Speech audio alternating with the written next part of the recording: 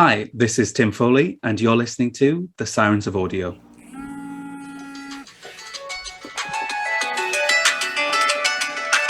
Wales? Who's calling me from Wales? Hello, Dwayne speaking. Yep, this is he. Oh, Ash Darby, g'day. Thanks for calling me back. Do you have any idea how hard it's been to track you down? Thank you so much. I didn't even know the number I called was going to get through to you. Yeah, I know. So how do you feel about coming onto the Sirens of Audio to have a chat about some of your Torchwood scripts that not many people have heard from you about? Steve Berry, it's okay. We'll clear it with him. Don't worry. Okay. Yeah, I figured it was a pseudonym. What should I call you when we're off air? Okay. All right. Well, let me shoot you through some Zoom details and we can get this done, eh? All right. We'll talk soon. Thanks, Russ. He said I could call him Russ.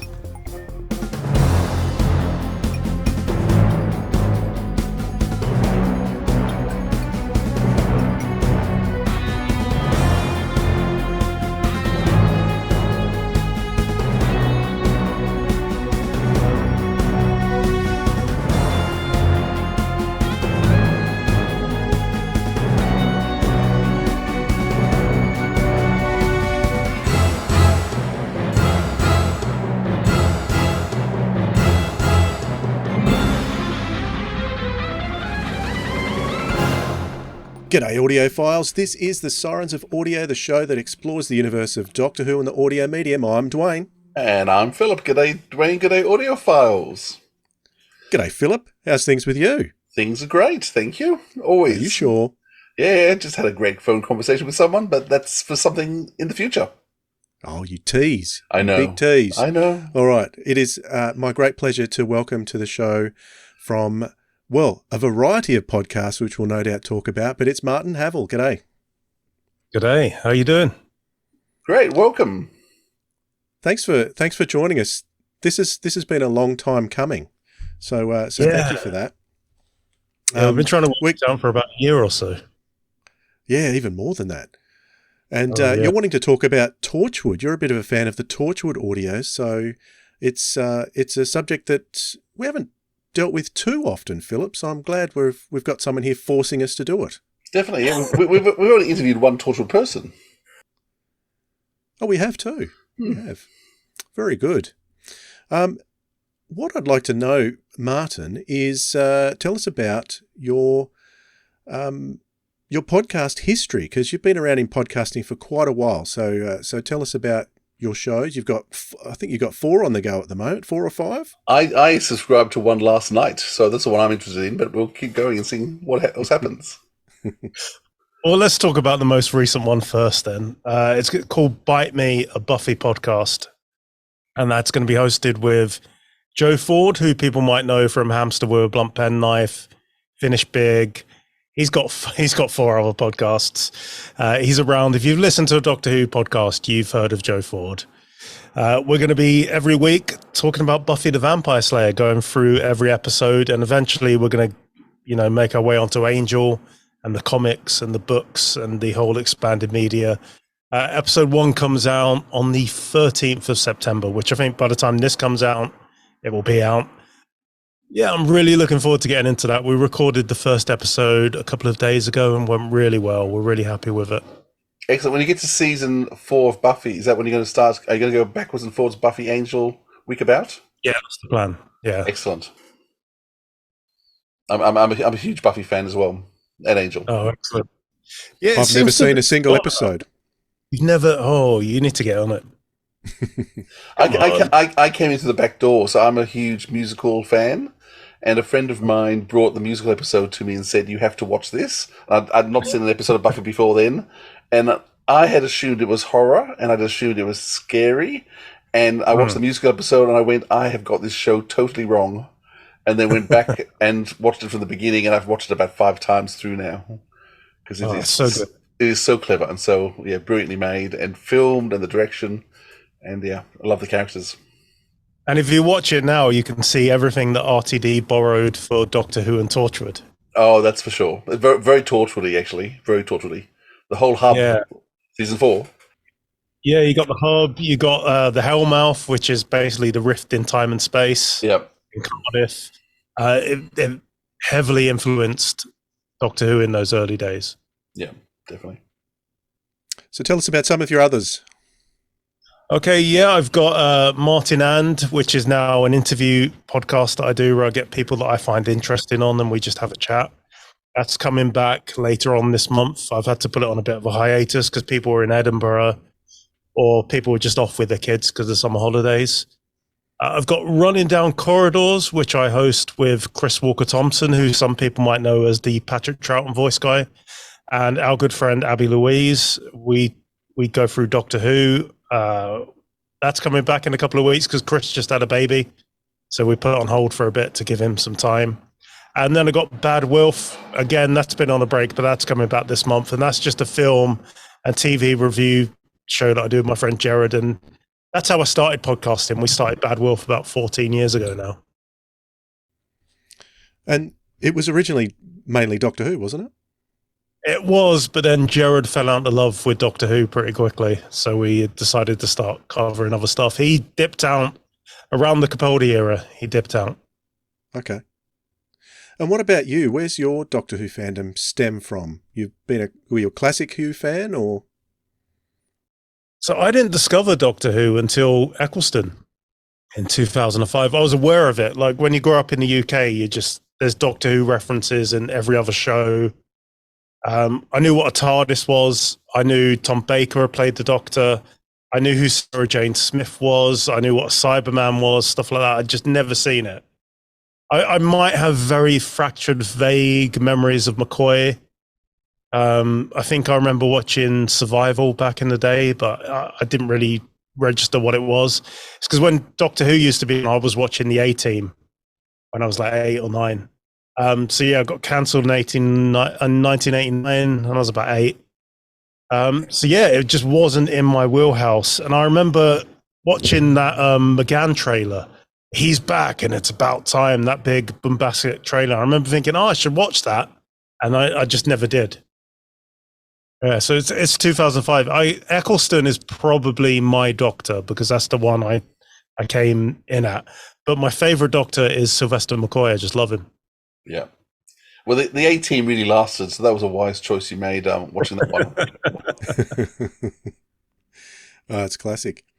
But what was it about that first series that really appealed to you? What was it that hooked you?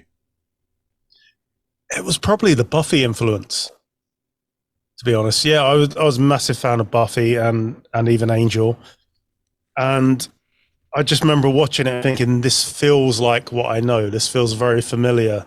And Eccleston's performance is so great. And I was on I'm a sci-fi fan, so I was on all the old sci-fi websites.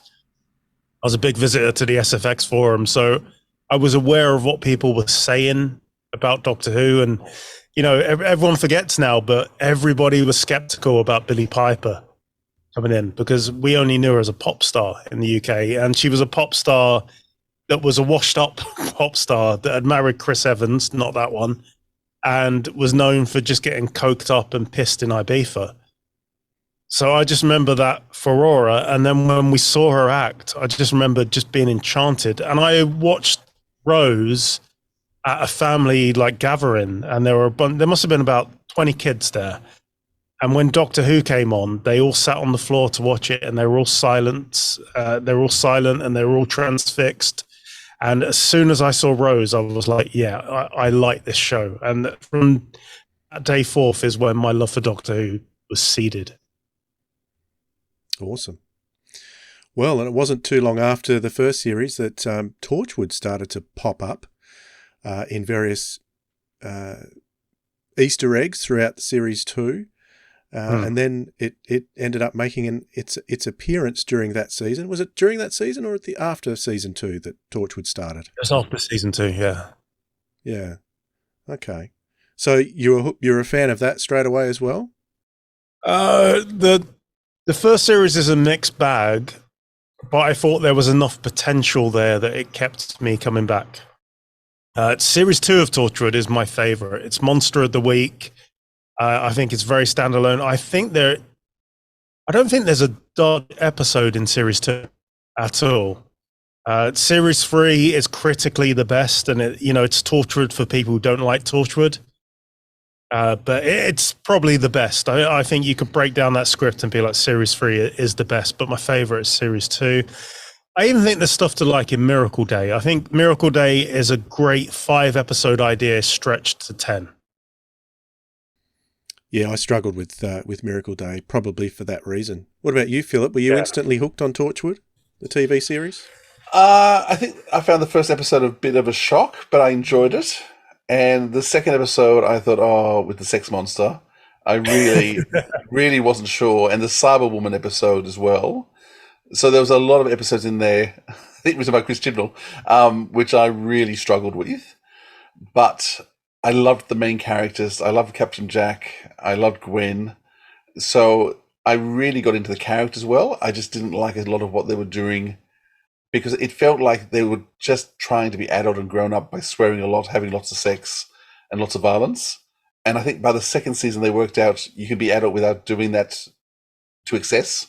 Yeah. So I think they were it was just too try hard the first season, but there's some good episodes in there, and they do establish the characters, but they're not all likable. Though it's I mean, even the Bern Gorman's character, who is totally dislikable in the first season, by the second season you actually do kind of accept him, even though he's still a prat. So second season I really enjoyed. He's got a reason to be a prat by the end of the second series, hasn't he? That's true. And I hated the ending of the second season. I thought it was just awful what they did to two of the characters. And then what they went on to do with Yanto in what's it called? So Children of Earth. But the Children of Earth was just an amazing event.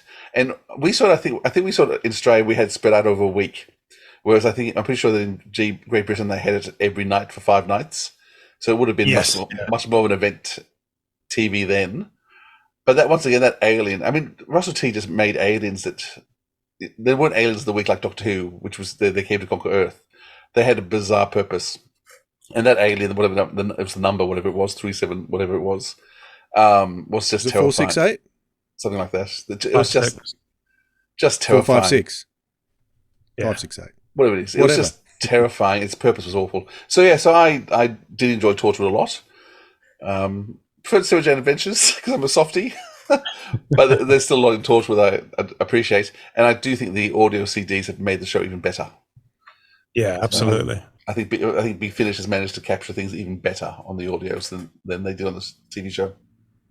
It's interesting being a long-term Doctor Who fan, having something set in that Doctor Who universe, and then being hit with all the adult content shocked me as well. It was you're right. I was like you. It was very much a shock. But there were a couple of episodes, particularly in that first season, that stood out. I really like Cyberwoman. I know it's universally panned, but I actually like it. For some, it always stood out in my mind. And I think the other standout for me was Countryside, which didn't have any monsters in it. Oh no, they have monsters, but the humans.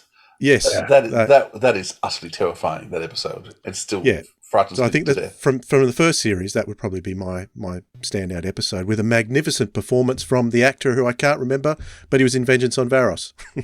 Cyberwoman. I think the core idea of that episode is really good, and I think it's kind of it's been a bit impeded by lack of budget and stuff, because basically, so Torchwood was announced in October 2005. They started shooting in May 2006 and it broadcast in October 2006. So they had basically half the time and half the budget to make the same amount of episodes of Doctor Who. And I know originally in Cyberwoman, Yanto was going to be keeping Lisa in a different location. And throughout the series, we were going to see him pocket bits of tech and stuff. And that episode was going to come much later. But then all that had to get cut. So I think maybe that's why it falls a little bit flat. But yeah, the core idea of Cyberwoman is really good. I want a target novelization for Torchwood episodes. And I think that one could work really well. Yeah, it was the costume I just thought was just ridiculous. It makes no sense. It makes no sense because you've got the Cybermen that are on their back foot, and they're just making loads of Cybermen out of scrap, but yet they got the time to custom make this woman a cyber costume. It doesn't make any sense. Sexy cyber woman, yeah, it didn't work. But I think you're right. I think the story itself was good, and had she been, hard transformed, yeah. Good point. Anyhow. Okay, so that's the TV series. But before we talk about the stories that you've selected, there is one thing I would like to do, Philip. Do you know what that is? No, what do you want to do, Dwayne, before we go into the series? I would like to jump down that rabbit hole. Let's go.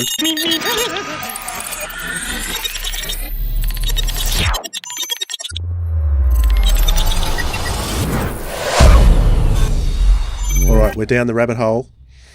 And since we're going to be talking about the audio series of Torchwood, I want to ask you the question.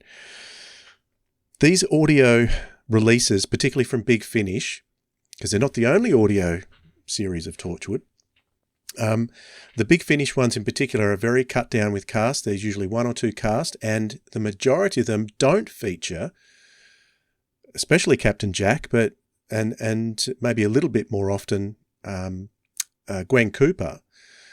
So with the TV series being so focused on Captain Jack and Gwen, how would you convince a fan of the TV series to delve into the Big Finish audio adventures of Torchwood?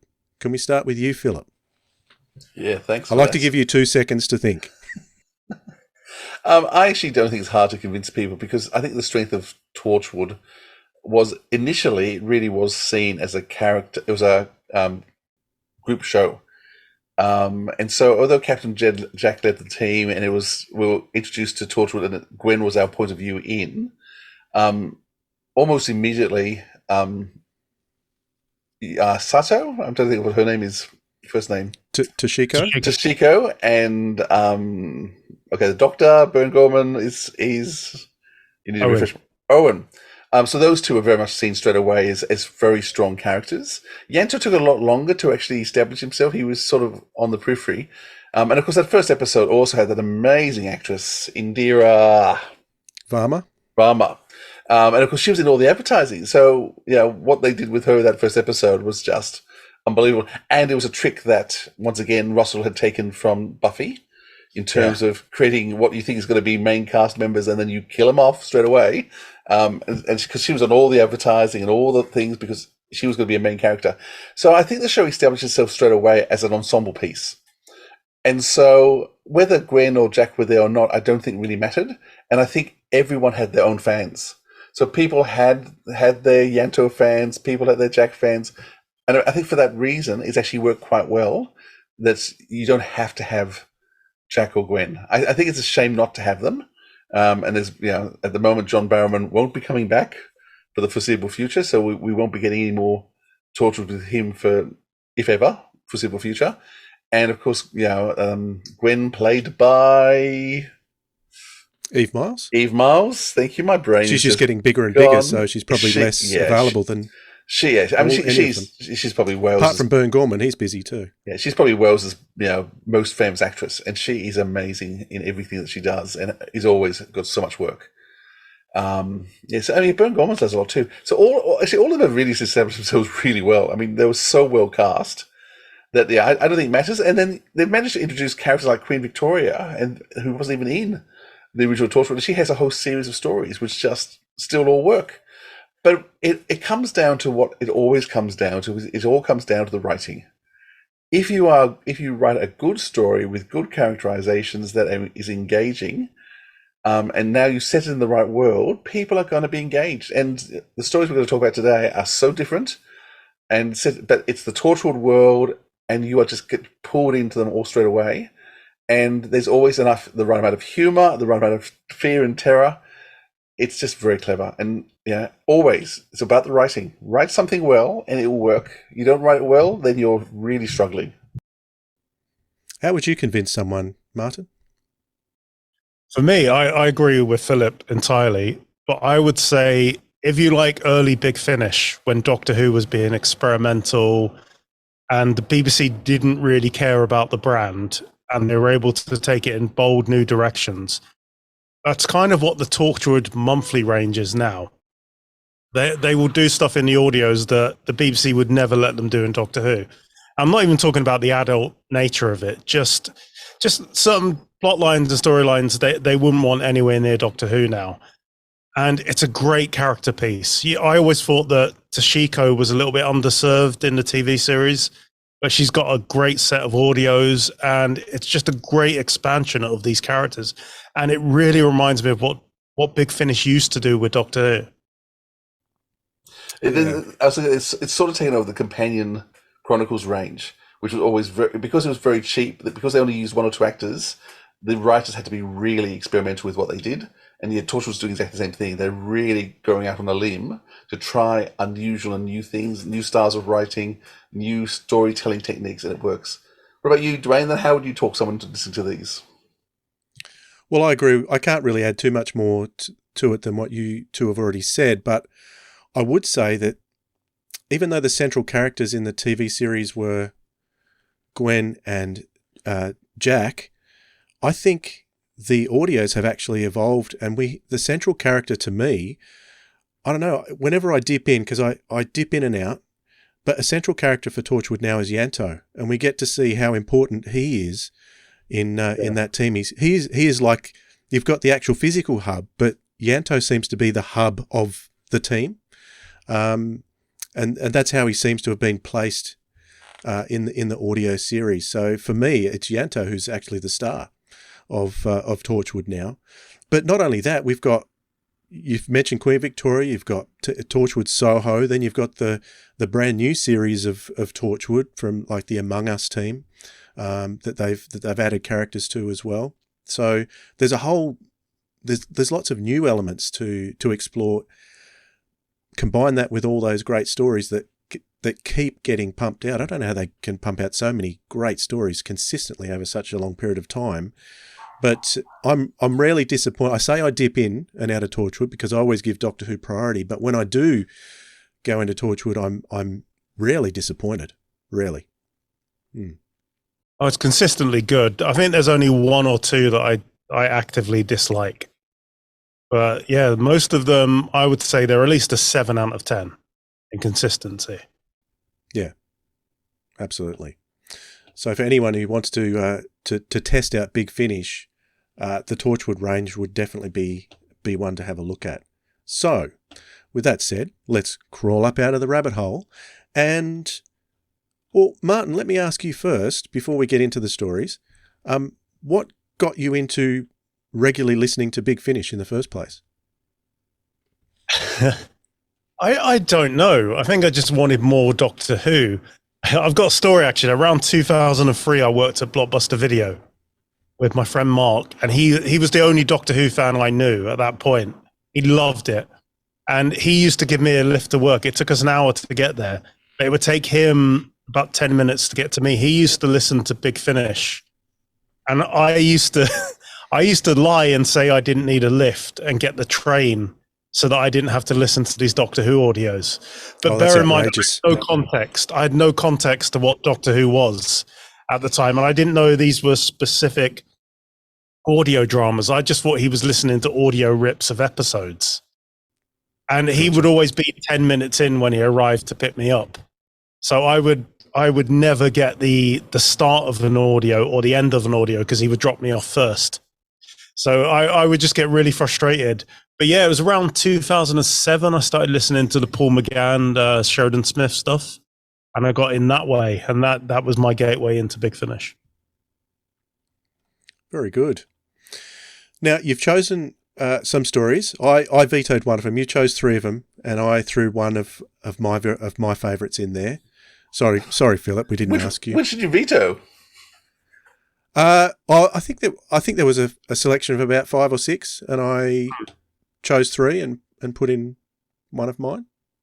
Okay, good. I think I'm always more curious about what you've left out and why, but that's okay. It was. Oh yeah, okay. I'll have a look at his list later and tell you. Yeah, I want to know. I can't remember. All right, shall we do these in chronological order of release? So if we start off with Torchwood Dissected, I'll read a blurb for it. It says, Gwen Cooper turns up on Martha Jones's doorstep with a dead body in tow. She needs to ask one final favour of her, and to find out why they stopped being friends. A lot's happened to Torchwood since Martha left. A lot's happened to Martha since she left Torchwood. And there's something very odd about the dead body Gwen's brought with her. Tonight, Gwen's going to be getting more answers than she's bargained for. Dr. Martha Jones. Please don't use my full name, makes me think there's trouble. From Big Finish Productions, Torchwood, Dissected. Let's get on with this. Caucasian male, late teens, deceased. And I need to know what killed him. Okay. Thank you. Could you pass the scissors? I'll remove the clothes. Oh, I never liked this bit. What bit? Oh, I don't know, the beginning. You don't have any of the answers, or all you have is the trauma up front, you know? I just want to know what happened to him. This kid. Who he was. But we'll find the truth. We'll find the truth tonight. Big Finish. We love stories. All right, so I'll just start off by saying that when I first listened to this, I had my headphones on, and in the first scenes, I was checking my headphones. I thought there was something wrong with them, and it didn't click with me until a little while later what was going on, and I didn't have to panic about my headphones. But Martyn, what is it you like about Dissected? Of course, this is the first time we've got Freema Agyeman appearing as Martha for Big Finish, let alone Big Finish Torchwood. Yeah, I have always loved the character of Martha Jones. And I feel like whether it was performance, Freema was still very new to acting at the time, or whether it's just the way the character was written, I never felt that Martha Jones reached her full potential on TV. What I really like about her character is here, we're used to seeing Martha be the glue. So she's the glue of her family. She's the glue in the TARDIS. She's keeping everything together. Everyone, she's making sure everyone's in line. But in this one, we get a Martha that has she's lost her, she's fallen out with, what's his name? Tom Milligan. She's no longer engaged to him, and her life is kind of falling apart. And it's interesting to see that side of Martha. Yep. For people who don't watch Torchwood, they may not be aware of the fact that Martha actually went into Torchwood for 3 episodes. And so in the second season, I'm still curious to know what the whole story is behind Martha. But for whatever reason, Russell didn't put her into season 4 of Doctor Who. Martha was in all of the 3rd season. But he did do a deal with her in terms of she was going to get, I think she got 5 episodes in Doctor Who and 3 in Torchwood as sort of the payoff for being out of Doctor Who. So for 3 episodes, she became a very major figure in Torchwood. Well, two of the 3. She was a major figure, 1 not quite so much. It wasn't used that well. But so Martha was actually part of the crew. And so a lot of this is actually going back and dealing with the relationships Martha had started with Gwen while in Torchwood. And this is one of those experimental stories too, that I think every story that we're talking about tonight is experimental, unless that's just Torchwood across the board. But like I said, with me thinking my headphones weren't working properly, we are looking at this whole story from the perspective of virtually a corpse that starts off in a body bag. So it's a fascinating way to start. And interestingly, written by Tim Foley. Yeah, this one's written by Tim Foley.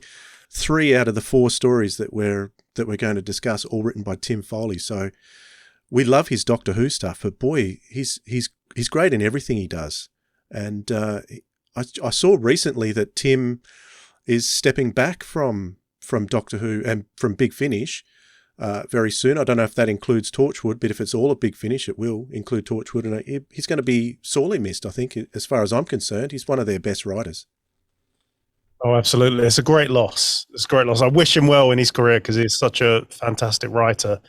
I'm going to support whatever he does next. But yeah, he's just consistently good across the board. He might be my favourite Torchwood writer. James Goss must come close too, though. Oh, James Goss, David Llewellyn. How could I say I've got a favourite? It's like saying you've got a favourite kid. No, I don't have a favourite. No, I have a favourite kid some days. Depends on the day. Yeah. I think it's brilliantly written. As Dwayne said, the whole story basically is taken from the point of view of the body, and so even when they leave rooms, it's done through tannoy radio. So still the body hearing them in another room, but just listening in through a radio. And I think it's all done in real time as well. So I think the whole story is in real time. So there's no breaks or anything. It's just the action going on for 1 hour. Because Freeman's supposed to be going. Martha's supposed to be going off for her farewell party in half an hour's time, and so the whole thing runs like that. So it's cleverly told that way. So with only 2 cast members, who's doing the eerie voices? Do you think? Sound designer. Probably. Which was probably Peter Doggett. Peter Doggett. Might have been I don't Scott see Hancock. that name very often. No, Peter hasn't done a lot of stuff for Big Finish. Just a quick look now. Oh, there's 29 results down. So he did the Time Lord Victorious stuff for Big Finish. He's done a lot of Torchwood. And he did some of the Time Machine and First Man on the Moon as well. So he's done bits and pieces. He's around, but it's I don't think we've ever particularly noted him in the past. Which is sad because he's actually done a really good job because the sound design work is his hard work. Where is this set, do you think, in the Torchwood universe? Just after series 2? Because they do mention the death of.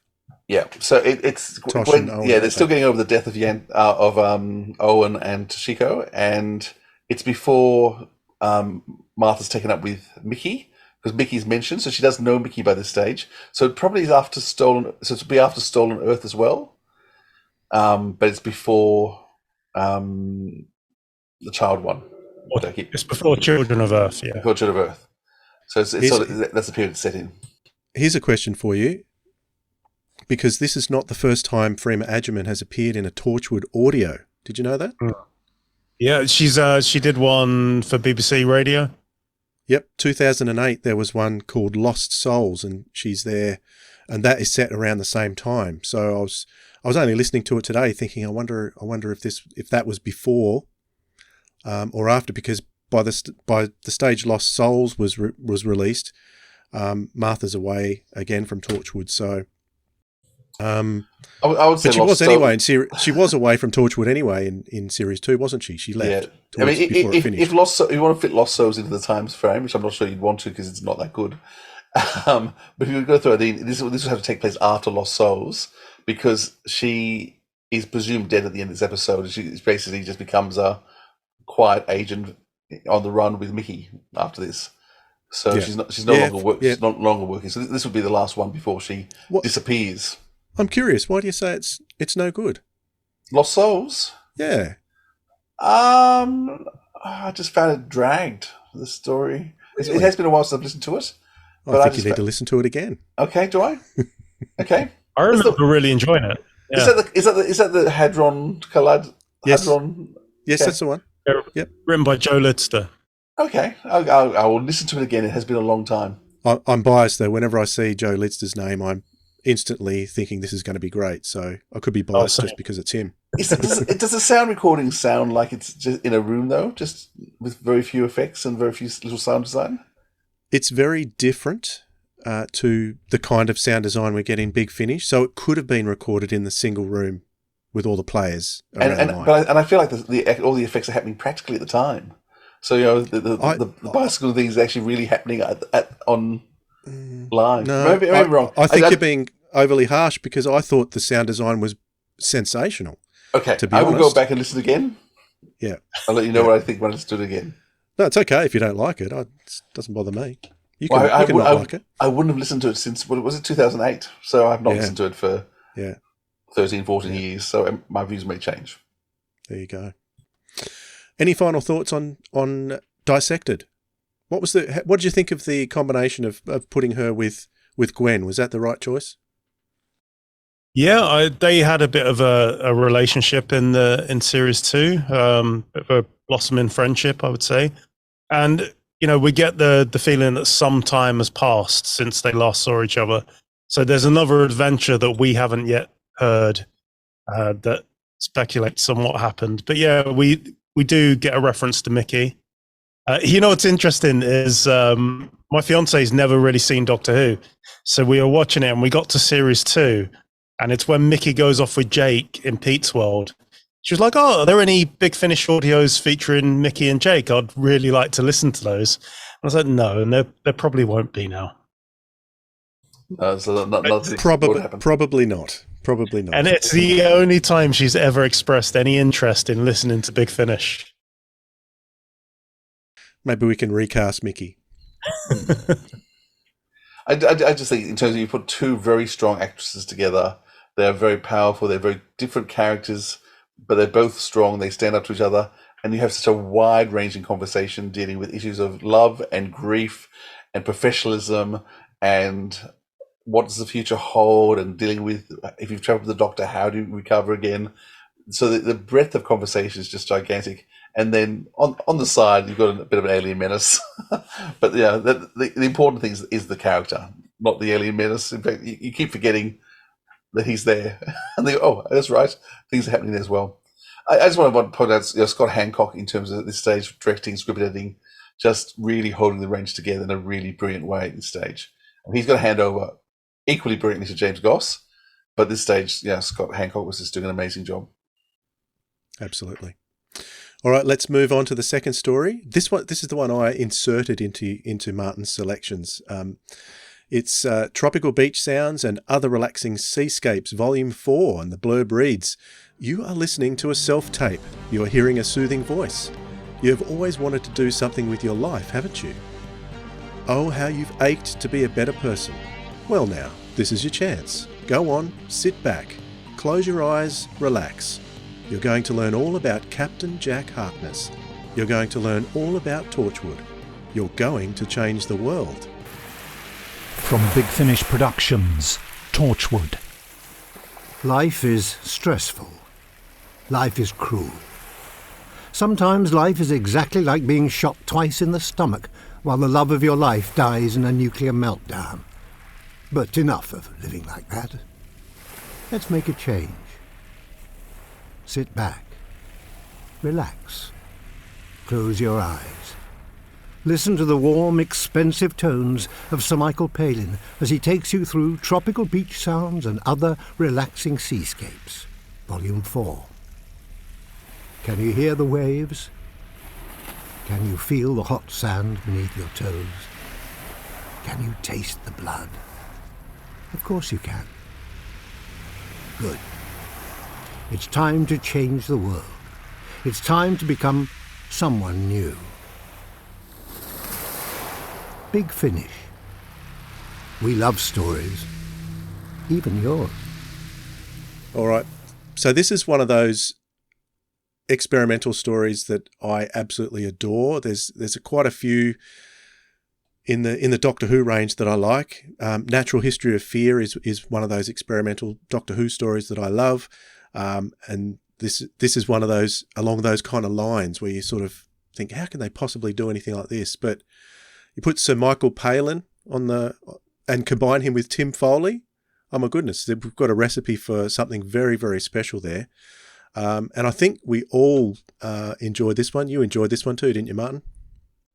I did, yeah. And it's completely different to what I was expecting it to be. And it just completely shatters expectations. And like you said, it's experimental. And I love Michael Palin. Who can't like Michael Palin? It's just such a great audio. Philip, what do you think of this one? Yeah, no, I love. I mean, Sir Michael Palin. I mean, he's funny because he never uses the Sir, but they deliberately wanted to put it on the front cover because it made a point to the fact that Sir Michael Palin is listed above Torchwood as the star. I'm a huge fan. My father got me into Monty Python when I was young, and I went through school quoting Monty Python and doing Monty Python skits at camps. So Michael Palin has always been a hero of mine. And so when I heard he was doing a Torchwood, I couldn't imagine how it was going to work. And then as soon as I put this on, I just sort of went, this is bliss. And his voice and his reading, and yet he's actually such a good actor because he gets downright scary at times. And just the way he storytells is just beautiful. So, yeah, I was blown away by this. And, yeah, it just kept me enthralled the whole time. At the time this came out, I had been recently hanging out with some woo-woo people. I had done a sound healing, which was very similar to Michael Palin's narration throughout this. So it was ringing very, very true to me. I think Tim Foley had listened to a self-help tape. They call it self-help tape, but be more like self-guided meditation more than anything is what they probably refer to it these days. But it's interesting that the cover illustration actually comes out within the story. And as you can see in the illustration on the cover, Captain Jack is holding a cassette tape. So we may as well spoil it. So fast forward now if you don't want to hear it, but there is an alien who has invaded a cassette tape and has been waiting to be able to get out of that cassette tape. And it was a long time throughout the story, but I was just listening away and thinking, this is interesting. And towards the end, I suddenly realised, this is actually me. It's actually me. It was kind of twisted with my brain. And so I love that aspect of it. And it was a fascinating way to get all of those characters, the whole Torchwood team, is in the story, with none of the cast actually credited. So love works. Yeah. It's just brilliant. Absolutely brilliant. Yeah. So if you know the hub and you know the characters, I'd be curious to know someone who doesn't know Torchwood coming to listen to this, how it would work for them.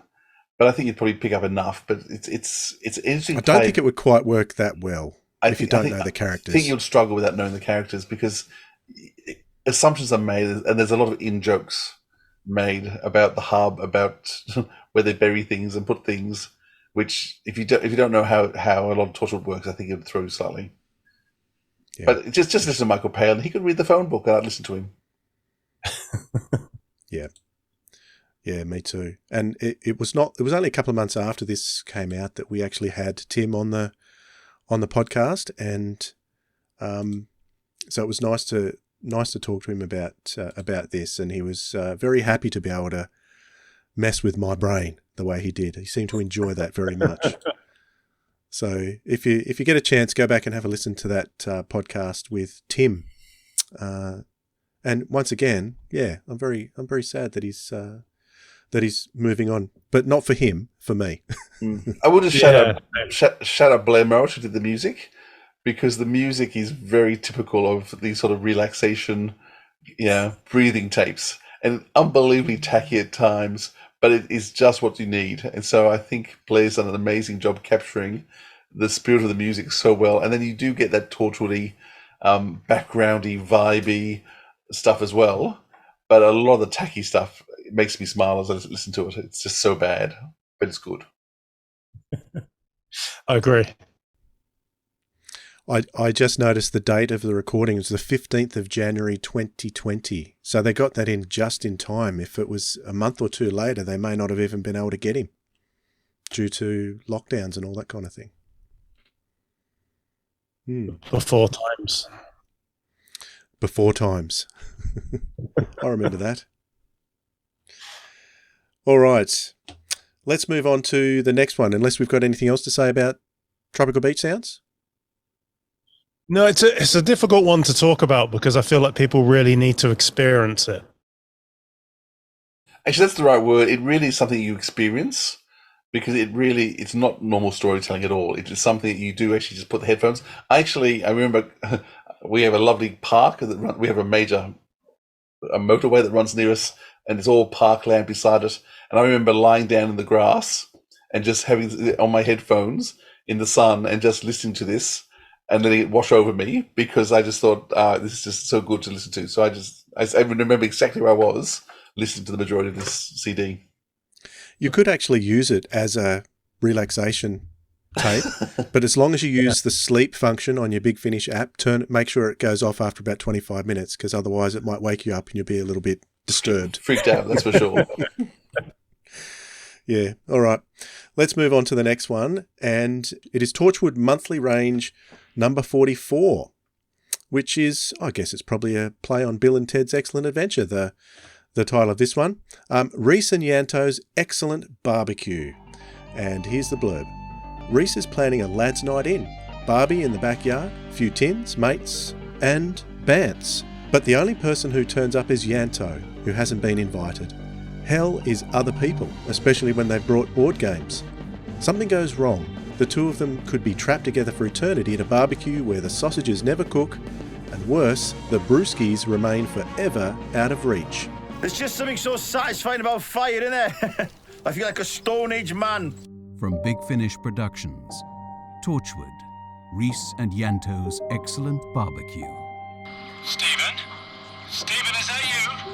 The sky's getting dark and it shouldn't be getting dark. Well, this'll be going in no time now. Oh, you need to wait 20 to 30 minutes for it to reach the right temperature. You sure you don't want a beer? Fine, thanks. Do you have a glass I can use, though? Doesn't have to be a wine glass. Oh, well, if it doesn't have to be a wine glass, yeah. Inside, I'll go and grab you one. Need a hand with the cutlery or anything? Cutlery? Cutlery, Yanto? We're not using cutlery. It's a barbecue. We're cavemen. We're going to use our hands. And paper plates. They're in the bag. I'll be right back. I'll get you a glass. And maybe a crystal decanter whilst I'm at it, eh? I mean, yeah, if you've got one. It's closing in. The air. The angry air.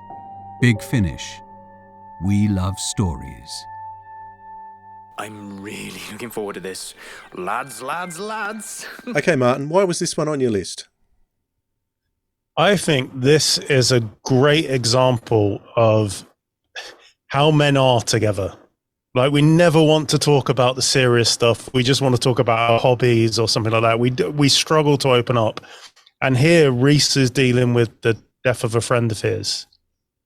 And I think this is just such a great exploration of male friendship and bonding.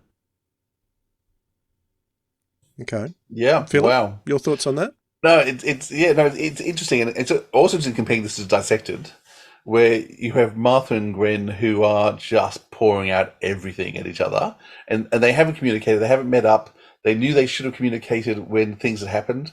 You know, Freema hasn't been there because she broke up and she was going through the breakup, but Gwen doesn't know that. Gwen's experienced the death of friends. The two, though, just blurt out everything. It's a huge emotional fest. Where here you have two men who just do not know how to communicate. They had hardly anything to do with each other on the show. And that point is made explicit in this audio, like in terms of, well, why are you here and what's going on? But you do have this situation of Torchwood is a show about death. Like, there's so much death in Torchwood all the time, and generally speaking, it's not dealt with. Death has no consequences. Someone dies, you move on. The death of the main Torchwood people has a larger consequence. Two of them come back from the dead, for goodness sake. And so death is a major theme that always happens throughout Torchwood. But in this situation, you've actually got Rhys dealing with suicide and the death of a mate, and yet none of his friends, none of his group can actually work out how to express it, how to deal with it, how to deal with mental health, any of those issues. And so it's only by being trapped in a bubble, literally, that suddenly you have to start working out how to actually deal with those situations. So it's an enforced way of dealing with emotion, done in a humorous way, done in a backhanded way with a lot of black humor. But it is an interesting exploration of malehood. And as I said, when you compare this to Dissected and you get those two couples together, you really do have a different way of relating in terms of how people relate. What do you think, Dwayne? Well, it's interesting. If there was one story that I had because occasionally there's things that come out in Torchwood that I have issues with for personal reasons, and this might have been one of them, because we don't know that Rhys is dealing with the issue of his friend's suicide until towards the end, and we've got Yanto coming in saying things about and using the term toxic masculinity, and I'm thinking there was nothing really toxic about what he was doing. And then even in the extras, James Goss is making fun of toxic masculinity. I think he was doing it in a tongue-in-cheek way, but I I wasn't quite sure whether it was trying to attack it, or whether it was Yanto's character going in assuming this was toxic masculinity and then realizing that it really wasn't towards the end of the story. I wasn't quite sure where it was. So I actually listened to this one twice because I wanted to give it a good go. And yeah, there's a lot more to it than my initial reaction to it, which was, I don't like some of the elements of this. Because, having many of us have been, perhaps all three of us, I don't know, but I know I certainly have been in a situation similar to Rhys in this, having to deal with suicide. And I couldn't really relate to the toxic masculinity thing because I've always been able to talk about things like that with my friends. So I didn't get that. But Martyn, you're saying that's how guys are. So maybe I'm the one that doesn't know what I'm talking about. It might just be how we are in the UK. Maybe right. We're a bit more reserved about talking about such things. Stiff up lip and all that. Yeah, what I love about this also, it deals with the awkwardness of having to deal with your partner's work colleagues. But that's always an awkward encounter.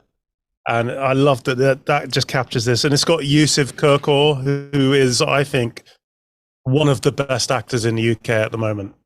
Accents, he can do them all. He's done a few Big Finish audios, and he's just magnificent. I mean, it's dealing with, there's issues in terms of the way they want to deal with it is come around and get drunk. But it's not about it's the failure to talk about what's going on, which is part of the problem. But you've got Rhys who don't get out the pink chairs because men don't sit on pink chairs, and so there's sprinkled throughout is these expectations about how you are to behave. We don't use cutlery, we don't eat salad. So it is actually saying a lot about. But what's wrong with that?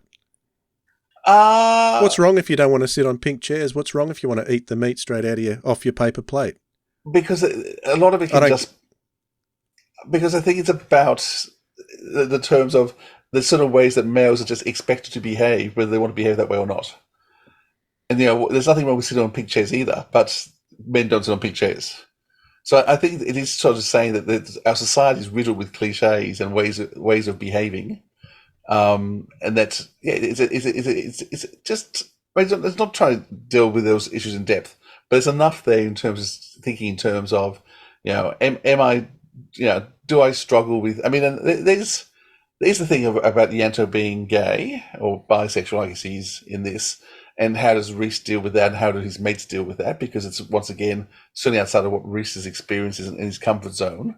There is the issues in terms of Rhys dealing with a wife who is far more successful than him in terms of career, and she's busy and she's out, and yet he's the one who's to stay home and keep her home. So there are a lot of issues there that are good issues for males to think through and explore, because I think what a man looks like has changed considerably over the last 30, 40 years. But some men don't want to change, don't want to see change, ridicule men who have changed. So I think it is trying to explore some of those issues. Not in huge depth, but there's stuff there that you could actually start really pulling out and trying to analyse and think, well, is this a problem? Is the stiff upper lip that is the British model a problem? What do you think, Martyn? Do you think it explores those issues well enough? Absolutely. And yeah, it's just hinted at. It is stuff like the pink chairs. I would sit on a pink chair, but I would look for another chair first. So yeah, I think it does explore those things incredibly well. Okay. But I can't really add anything to what Philip said, I'm afraid. But does it subtly? And as I say, it's not hitting. It doesn't hit you over the head, which is I'm glad about. It's not preaching a point. It's not slamming you over the head. It's just a bit of an examination of society and what do men do and how do men behave in those sort of groups. And it's up to you to think about it in terms of, is this healthy or not, and what is healthy. And so the conclusion at the end is the healthiest thing to do is, we need to talk about what happened. We need to talk about our mate. Let's not just keep ignoring that, but let's get together and have a real time in terms of let's talk through what happened. Because are we okay? Could how he responded, could it affect us? And we do know that suicide is still a major cause of death for men under, I think, 45. I think this is still the major cause. Certainly for men under 30, it's a huge issue, and men struggle to ask other men, "How are you going?" And I know that's not us, Dwayne, because I know, we do ask each other, but a lot of men don't, and very few of my friends would ever think about asking about another man's mental health and how they're going. I think we're changing, but I think we've still got a long way to go, and I think this helps to actually, raise it. I think it was a good idea of Rhys's, though, to have a barbecue, have a few drinks, and once the beers were flowing, then the talk would have flowed after. That's how I find guys are anyway. But anyway. Yeah. There you go. Very interesting story, once again, by Tim Foley. So, well done, Tim. Okay, let's move on to the last story from your selection. And I'm very, very glad you chose this one, because it was definitely my favourite Torchwood story the year it came out. Although it came out same year as Tropical Beach Sounds, didn't it? So they're probably equal first, let's say. And that is The Great Sontaran War. And that was written by James Goss. And I'll read the blurb. The Great Sontaran War has raged across the cosmos for millennia. And finally, it's coming to the Earth. Major Craig has been dispatched to carry out a strategic assessment of the planet. He will learn about the dominant life form, decide what the world has to offer, and discover the ultimate value of the human race. For Torchwood, there is only one place to put him. Welcome to the Mumbles Bay Caravan Park. Jack wants you to fulfill your mission, to find out about humanity. And report back to the Sontaran Empire. What could possibly go wrong? From Big Finish Productions. Torchwood, the Great Sontaran War. Let battle commence!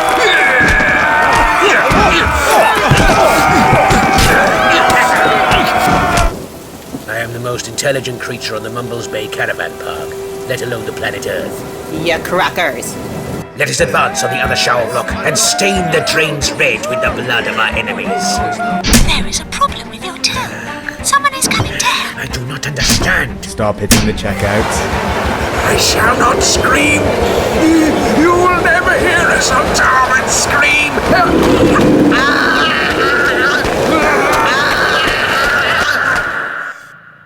You have a cat. The internet is mostly about them. Therefore, I have acquired one for research. Finally, this is the Great Sontaran War. Big Finish. We love stories. Waiter! Waiter! I demand you release us from this luxury hotel at Spa. Okay, Philip.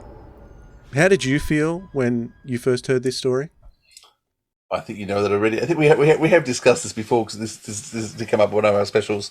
I loved it. I think this is just hilarious. I think it's so cleverly written, and I love Dan Stuckey's performance. I think Dan is just the ultimate Sontaran, and one of the things that Dan became known for was having fun on set, and so I think different show writers saw him muck up and saw him misbehave, and I know they filmed things for Christmas specials and to put out onto their Facebook page, because Dan just would go off and do bizarre things, and that became more and more written for him. And so this is very much one of those shows written for him. James Goss is the ultimate comedy writer, usually very black comedy writer, but in terms of being able to just put bizarre situations and funny situations together, and this is the ultimate of two people that just shouldn't go together in a situation which is just utterly ridiculous, a caravan park. You've got a cat that's the main character, Major Terrifying, whatever his name is, which is great. But as Field Marshal Cat. Marshal Cat. It's Field Marshal Cat, isn't it? And then it has this totally different feel of direction, because all the others we've been listening to have all been directed by Scott. But by this stage, Scott's now gone off to work with Torchwood, Doctor Who in Cardiff. Everybody's in Cardiff anyway, but he's now working as a script editor for the new Doctor Who. And so Lisa Bowerman has stepped in, and you feel the change in direction straight away. This is a 5-person cast, so this is a big cast for Torchwood, so that in itself feels different. But Lisa Bowerman's direction brings a totally different feel to her direction. And so, once again, you have this interplay of sound and song and rhythm and pauses, which other stories tend to drive. Most Torchwood stories just drive forward, and Scott, as a director, drives pace all the time. Lisa is all about stopping and breathing and those sort of pauses that happen and that stillness, and that really changes the whole feel of the story. But yeah, this is just brilliant. Martyn? Yeah, I agree. I think Lisa Bauman is one of the strongest directors of Big Finish. She's just flawless, consistently good. This is my favorite Sontaran story on any medium. I think Dan Starkey's brilliant. He could play this role in his sleep now. He's brilliant. I love pairing him up with Yanto. I love the interplay with the other characters at the caravan park, especially with the landlord character. I can't remember his name. But I love all of that. I love he suddenly learns to become more human. I love that he thinks the cat is trying to stop him learning about the world because it sits on the keyboard. And just giving the Sontaran a cat is just inherently funny to me. Yeah, and so much of what Yanto does is funny without realizing he's being funny. So it doesn't even occur to him that handing over a cat was a strange thing to do, and because the cat eats a bird at some stage too, and so it's this whole dominant species conversation that happens. Yeah, it finds the human in everything, and yet still has emotion and story behind the humor, which is what James does so well. Was this your favorite, Dwayne? I agree with everything you've said, particularly the humour. It makes me laugh. But when I was listening to it again for this, it made me think about something very serious, in that Sontarans are the ultimate neurodivergent species. They look at everything black and white, and you can really get a good sense of neurodivergent people with some of the things that Craig says throughout the play. Like, okay, so you've got a bird. What's in the pet food? It's chicken. Okay, so the bird must be food for the cat. So he takes the bird and gives it to the cat, and he just can't understand why you wouldn't do that. So this is the kind of thing that, and having a son with autism myself, I know that's how some people think.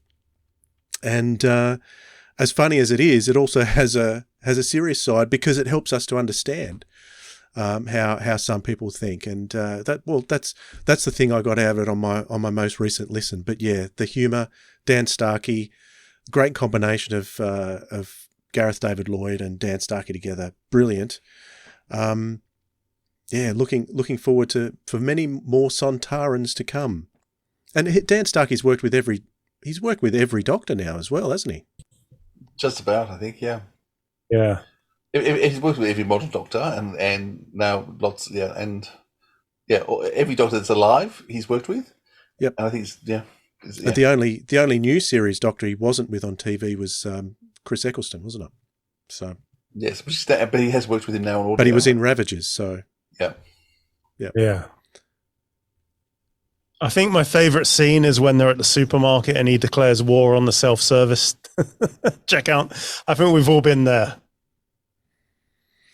I like the way that they reference the perception filter, because obviously a Sontaran walking around is going to raise a bit of a stir, which when you look at Paternoster Gang stuff on the TV series, you don't quite... Is he wearing a perception filter in that? He usually just covers up somehow, so you don't quite... Because Madame Vastra's, people are accepting her too. She veils herself, so she always goes out veiled. People do look at him strangely and do panic about him, but Victorian age, having people who are unusual, bit freakish was actually popular, because you had the freak shows and things where people who were disabled were part of the structure of entertainment back then. So I think he fits into those categories. In the Crimson Horror novelization, the Doctor gives Vastra and Strax a perception filter. Gotcha. Yeah. So it gives them one each. Yeah. Okay. Well, at least it was covered somewhere. Otherwise, I wouldn't have been able to sleep. And being set in a caravan park, I'm a mad caravaner myself, so I can relate to the things that go on in caravan parks. I've come Rain, across like it rains every day, which is what happens every time you go camping in a caravan park. So yeah, I fully relate to that. You are just a sook when it comes to camping, Philip. I know that. 5-star hotels. You've got to embrace it. I don't camp anything under a 5-star hotel standard for me.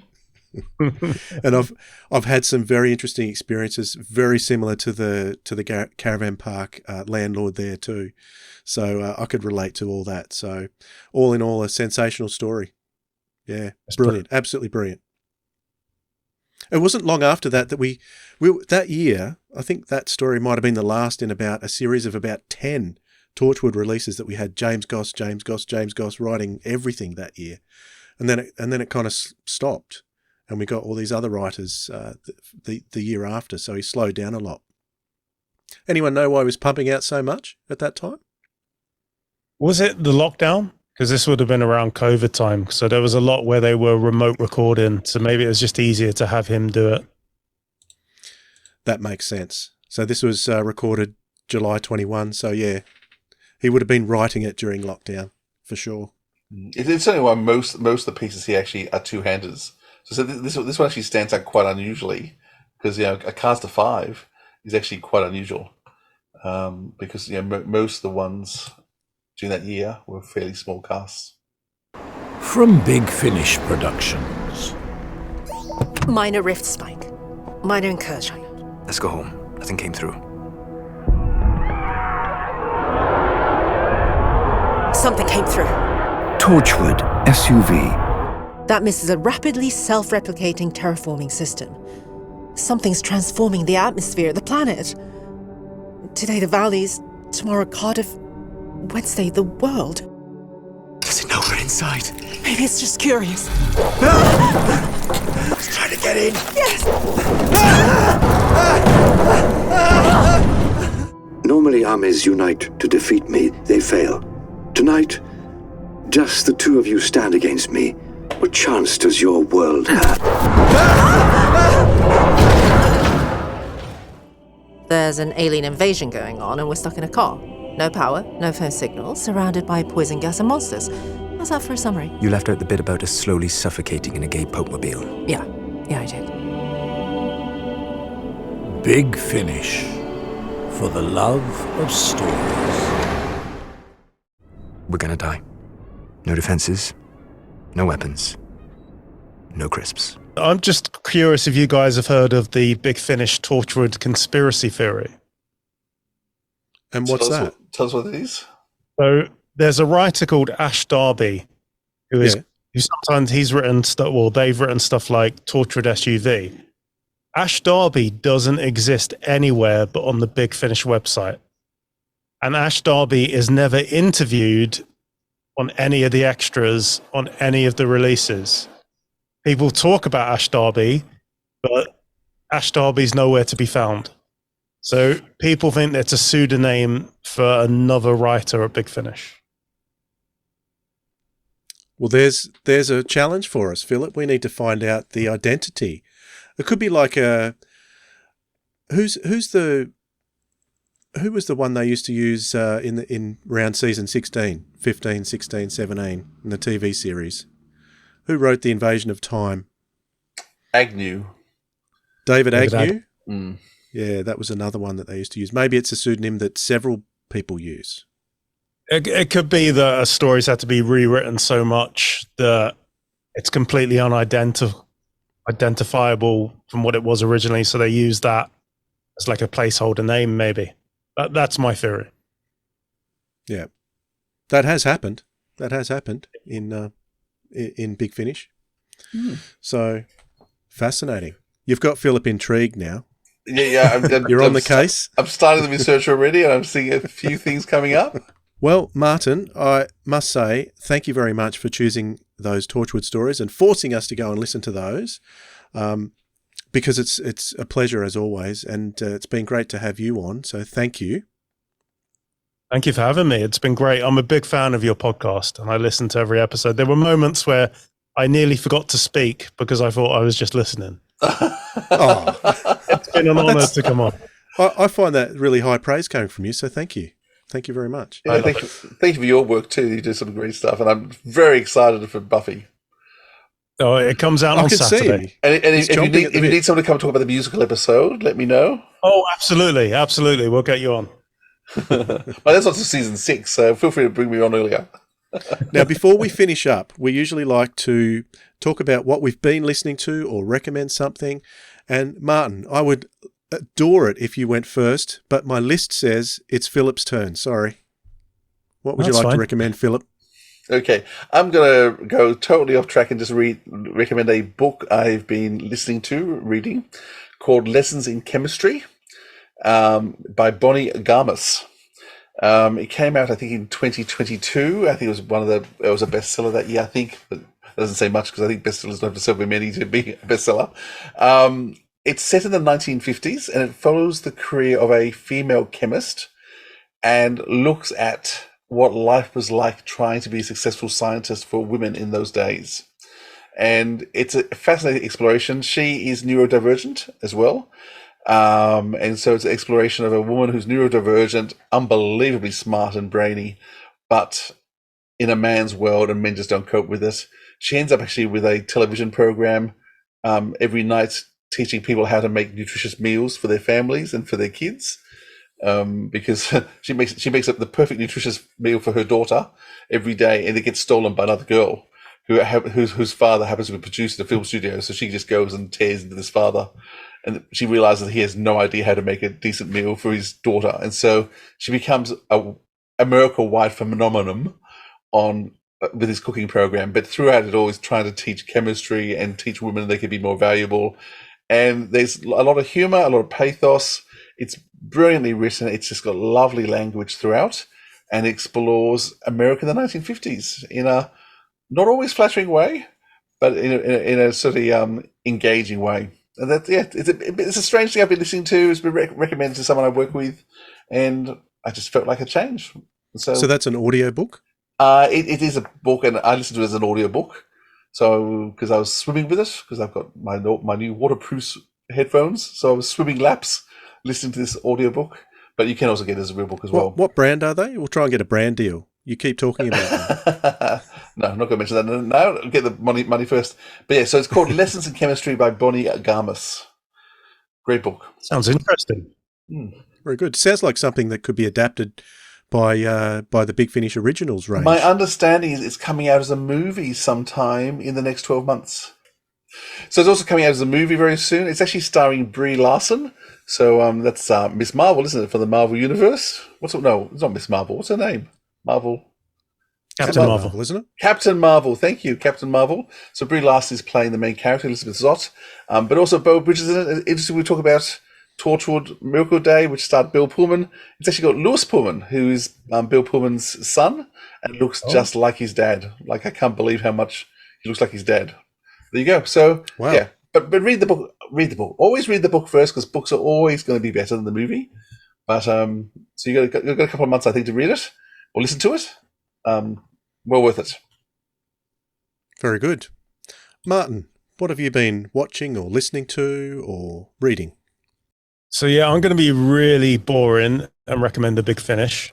And it's the Purity line of audios, which star the Sixth Doctor and Mel, along with Hebe Harrison, played by Ruth Medley, who is about to come up in the specials.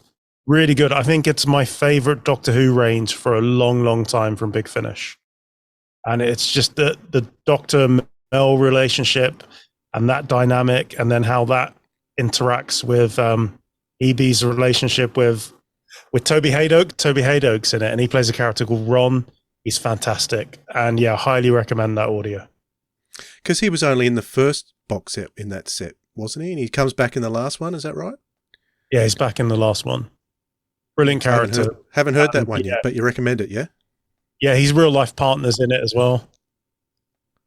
They play a couple, and it's just a great audio. Excellent. I mean, I love the Sixth Doctor and Mel together. I must admit, I was a bit disappointed when they added another character with that dynamic. I didn't feel it needed it. And certainly Hebe, I did not take a shine to at all in the first box set. I'm one of these people that actually believe the Doctor's companions should be nice human beings who you actually want to travel with. And she was a crampy so-and-so. I do think she improved in the second box set, but she's not in the third box set at all. And those two stories in that third box set have been by far my favourites. And I need to get to the fourth one, which I haven't heard yet. I agree with you, actually. Yeah. Was she not in the third box set because she was filming? No, well, I don't know why she's not. There's a plot reason for why she's not in the third box set, which is because they're looking for her. That's right. Because she's been taken out of time. I don't know whether that was always the plan or not. But I do think those two episodes, and musical theatre fan, Bonnie in a musical, and a lot of the backstage stuff that's happening in the musical episode. It's Bullets Over Broadway? No, I forget what it's called. It is the funniest episode. So it's brilliant. The Sixth Doctor and Mel together, those two are just so good. So I don't need Hebe. I'm sure it's wonderful that she's there, but personally, I just want Sixth Doctor and Mel together. So, but I haven't got to the fourth box set either yet. So, because I've been too busy to other stuff, Dwayne, it was all your fault. Sorry about that. So, what about you, Dwayne? The whole lot of Doctor Who fandom's going to be talking about Bonnie Langford very soon. So, looking forward to that.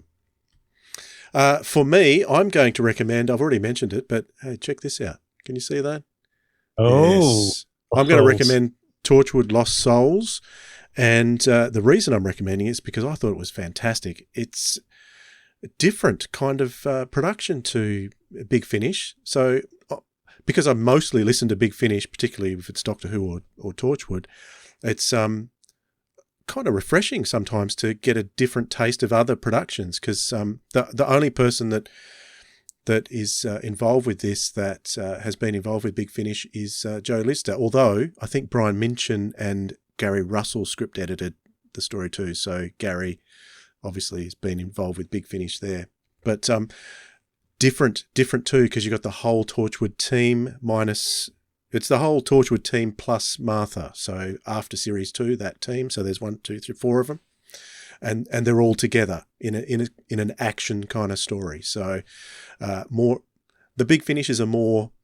They explore the people in the stories more. This is much more action based. So yeah, a nice change. My feeling was more spy thriller than Torchwood 2 is my memory, but as I said, it's a long time ago since I listened to it. It's got all the TV musical stings that you don't get in the Big Finish stuff, because they've got their own stuff that they've made up, but it's got all the stuff from the TV series. So if you like the TV series, you're going to like that. Torchwood Lost Souls. That's me. I'll have a listen.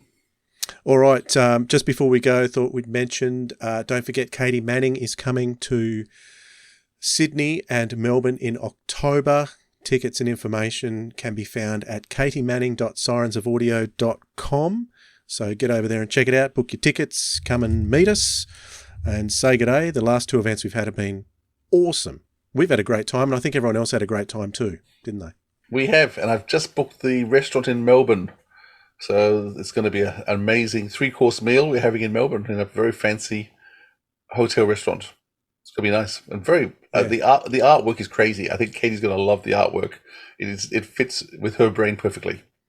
Yes, and I'm sure I'll enjoy the Melbourne dinner too, Philip. Yeah, sorry about that. All right. Once again, Martyn, thanks so much for joining us. It's been great. Thank you for having me. I really appreciate it. Hopefully it won't be as long next time. I'll put links to all your shows in the notes too. Excellent. I'll come on whenever you want me. Fantastic. Thank you very much. I'll come on. We'll make it more to your schedule next time. I'll stay up late. No, this is our perfect schedule. We love this. We get our kids to bed, and we just can stay in the yak all through the night. We're night people, Dwayne and I, so it's not a problem. You can always tell, whenever Dwayne and I have to record during the day, you can always tell because neither of us are functioning properly. No, we don't. It's weird. Really hard work when we try and do a daytime recording. All right, Philip, and you know what? You know I love you too. Guys aren't supposed to say that, but I'm going to say it anyway. Yeah, we're coming up to Are You OK Day, so I hope you are okay, Dwayne, and I'll probably will ask you again in a week's time. Oh, good on you, Philip. Thank you very much. We'll catch you all next time. Bye, everyone. Bye. This has been the Sirens of Audio episode 170, Torchwood, 4 of the Best, with our guest Martyn Havell and your hosts Philip Edney and Dwayne Bunny. Original theme music composed by Joe Kramer. More about us and tickets to Katie Manning in Australia from sirensofaudio.com. comment below to let us know what you thought of the episode, or contact us via email at sirensofaudio@gmail.com or via any one of our socials. Thanks for listening, audiophiles. We'll hear you next time.